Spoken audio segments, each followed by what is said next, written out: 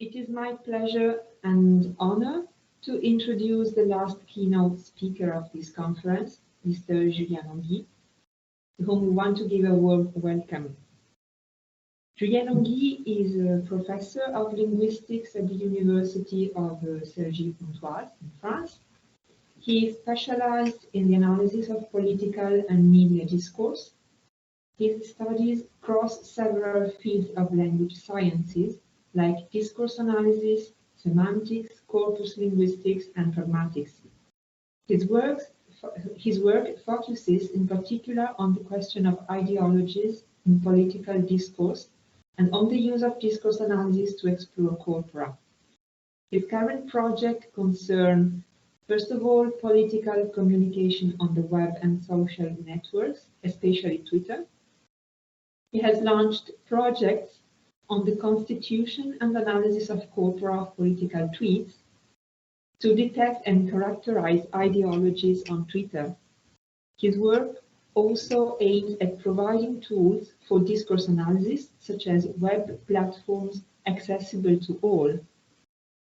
Secondly, one of his current projects concerns corpus linguistics applied to security contexts, notably in the framework of projects linked to the judicial pole of the National Gendarmerie, and more particularly to the Criminal Research Institute of the National Gendarmerie. As for his current functions, Julien Longhi is Deputy Director of the French University Technology Institute, Institut Universitaire de Technologie, Director of the Institute of Digital Humanities, l'Institut des Humanités Numériques, Director of Studies of the University Diploma on Document Analysis, le diplôme d'Université Analyse de Documents, Secretary of the French Association of Applied Linguistics, l'Association Française de Linguistique Appliquée, and project leader of many research projects. He has published a lot of scientific works.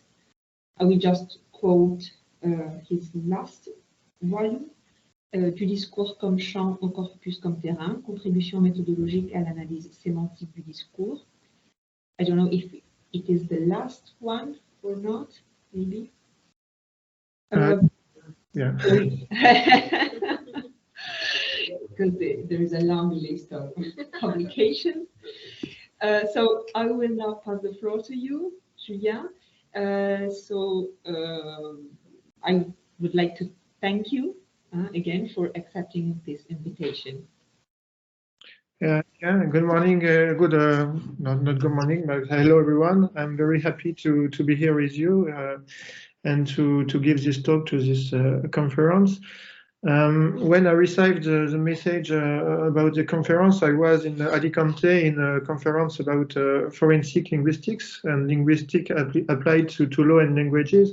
And I had lots of ideas about what I have to do now to, according to my own projects and researches. And I gave a title about what I thought I wanted to do, but in fact, things evolved a little bit. So I will include some other aspects of my research, not only about authorship attribution, but also about new things I'm working on. But you will see it will be linked to the general goal of the talk. In fact, you mentioned the different projects linked to social media analysis, and in the other hand, the question of security and linked with justice. And in fact, this talk will be in relationship between these two aspects. In fact, how can we develop methodologies and tools to improve social media analysis, and how can we apply this analysis to security issues? It's about the goal of the talk. How can I? Okay. The context of this talk is linked to the application of a part of the research area in textual statistics. We call stylometry. In France, it's very well-known approach since it was applied to to the Gregory affair. Maybe you know this affair. It's a little boy who died a few years ago, and his body was found in a river, and it was a female family affair. We had anonymous letters and some textual materials, but very short. And it has been always hard for investigators to know who is guilty. They still don't know. And recently, you can see in the picture, a company in Switzerland, kind of a startup, discovering stylometry, made an expertise for the court and gave some conclusions about what they can extract from this corpora. But in fact, it's very complicated. Here you have a screenshot of a paper in a French magazine. Sorry, it's in French, but it's very funny if you translate that, because they ask someone who is an expert in court about handwriting, and they ask her what she thinks about stylometry and linguistics analysis, and it's really crazy because she discovers that linguistic exists, and she says, je m'étais intéressée à cette technique que l'on appelait la linguistique. She talks about linguistic as a technique, not as a discipline, and she discovers that as a revolution. Okay, linguistic exists and we can solve crimes, but in fact it's not, of course, like that. And in fact, justice and the lawyers don't really know what linguistic is and what we can do, what we can provide. And in general, as researchers and as academics, we are very prudent and very careful about what we can do with textual documents. And maybe we can give some information about some linguistics aspects of the documents, but we can't say that he is a murderer or he's guilty or he's innocent. But that's a kind of mythology I think the course can have. And the goal of the work we are doing with my colleagues in Cergy and linked to the gendarmerie is also linked to this aspects of methodology and being careful about what we can do and what we can't do. In the literature, we have several examples, sometimes very interesting. We have Shatsky, which is a very well-known forensic linguist. And maybe 1 year ago, I was very crazy because my wife was watching a documentary about Kurt Cobain and the death of Kurt Cobain, and we saw Shatsky and her expertise about forensic linguistics. So I said, "Well, okay, we are famous. We as linguists, we can be on documentaries on Netflix. So it's so cool." And in fact, it's interesting because her work is about the word used by Kurt Cobain on several documents, and can we say if his last letter is really his own letter, or is it his wife who wrote that instead of him? But it's an emblematic case. We have other cases. This one on the left is about someone who kidnapped a woman, and he sent text, SMS himself, and in fact the investigators recognize the difference of style between him and the real woman, and they find him, but it was about a question of typography. In France, we have lots of literature about Molière and Corneille, and who wrote some texts, and maybe sometimes one wrote for the other with his pseudonym, and we have lots of papers considering that sometimes Corneille wrote Molière's pièce, and other papers saying no, it's impossible, and with textual measurements and computational analysis. I think we have about the same things about Shakespeare in UK and about the number of readers of Shakespeare's text. Also on Netflix, if you want to popularize your research field with your family or friends, you can have a look at this at the Unabomber. It's a real case used in United States. I don't remember really when, but maybe 10 or 20 years ago. And he was someone who made bombs and made them explode. And he wrote a manifest and published it in newspapers. And the FBI managed to draw a kind of sociolinguistic profile according to the way that he wrote his text about the academical dimensions, because in fact he was a PhD in mathematics, and also the word he used, they can recognize about his age and where he was educated and so on. So it's quite interesting.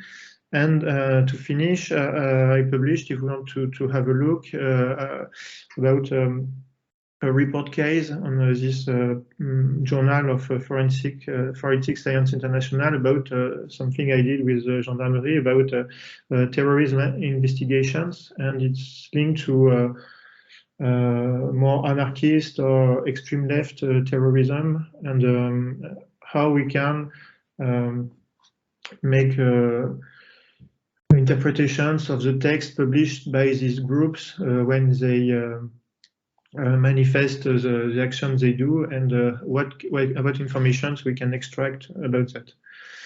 So you see, in fact, today the general goal of my talk is to be more precise about a specific point that we find in Gregory affair, we also find in Kurt Cobain affair and others, is this question of authorship attribution. It's a really complex task, so I won't resolve, of course, the problem today, but I will try to give several informations and the way that we try to work on this question here in my team at CLAVIER. So we can consider that authorship attribution is part of authorship analysis. So we have a general field, we want to analyze the question of authorship, and here in more particularly, we want to find how we can make an attribution of an author to a document. There are different tasks we can have. We have the question of authorship attribution. You see here we have an unknown text, and we want to know who is the author. We have several corpora, author A, author B, author C, and we try to find features and linguistic elements that allows us to determine if this text is written by one of the author we think it can be. We also can have authorship verification. We have an unknown text, and we want to verify if it is really the author we think. For example, we have some cases in companies, for example, of emails. Emails can be sent when someone left his office and his computer is still open. Someone with bad intentions come and write an email to the director saying, I don't like you, you're the worst manager, and he goes back. So, of course, this email is sent by the account of the person, but maybe not by the person himself. So it can be, in cases like that, we have to make verification of the author. And as I said, in the case of Una Bomber, we can have an unknown text, and maybe we want to extract some features, some information to say maybe, I don't know if this consideration really works, because I don't do things like that, but there are papers about the question of genres, and is it a man or a woman who wrote the text, for example, and do we have linguistic marks? Do we have question of we can have question of age or generation, about geographical areas, and so on. So we have papers about this question. I'm not a specialist, but I know they exist.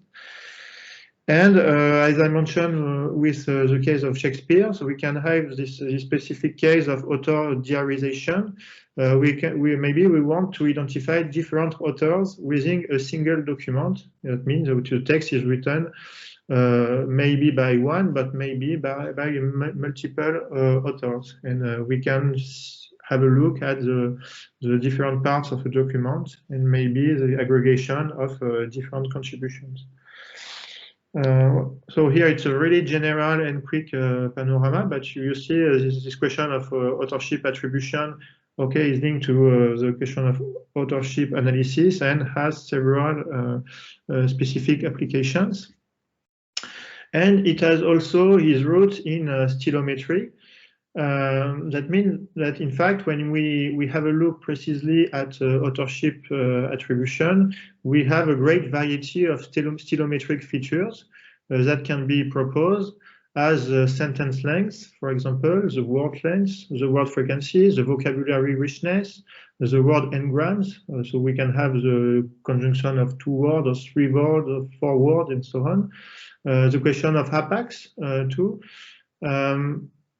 And it can be applied to popular cases. I talked about Shakespeare or the Federalist Papers. That is a huge literature about that. The difficulties of authorship attribution, and that will be the corpus I will work on, is a question of short and noisy text. And in particular, I will apply these techniques to the tweets. And in fact, these short and noisy texts are not the best corpora to do this task, but that's the challenge we have here, because it's difficult, in fact, to determine the authorship of a document fewer than 2040 signs. And we can also have a large set of possible authors, because on social networks we have lots and lots of users. So the contribution I propose here, it was on the first slide, but this work is made with two other colleagues, Trang Lam, with a PhD student, and Jeremy Demange is a research engineer in my team. And so the idea now is to apply some techniques coming from computer science, like deep learning techniques, to apply them to short text. The first paper I presented, I can switch, here is more with stylometric analysis and statistics, in fact, just and now we try to improve these results with new approaches like deep learning approaches. So the corpus we are working on is called #présidentielle2017. It is all the tweets published by the 11 candidates during the previous presidential election in France. We use that because it's a corpus we know quite well, and we observed it with different angles and perspectives, and it's also a way for us to be really careful about what the algorithms are saying about our data, and how, in fact, we can control the results and being able to make verifications if something seems to be strange or wrong. And so I will go maybe fast here, because it's not the purpose of the conference, but we have to think about which features, in fact, we have to give as input to these neural networks.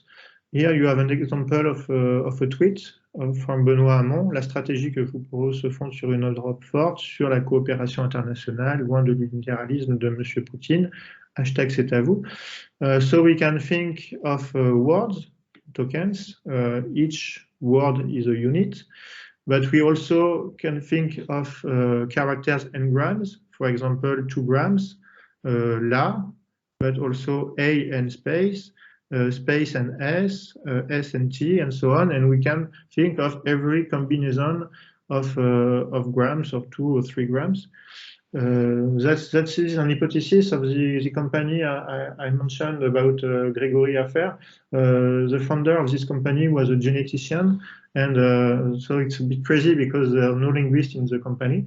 But he made a kind of association between the analysis of the genetics and the DNA and the word. In fact, you have B or 3 molecules combining on DNA, and you can have the same thing. So it's maybe a metaphorical, but in fact, it's a level we can try to analyze with the combination of units like later.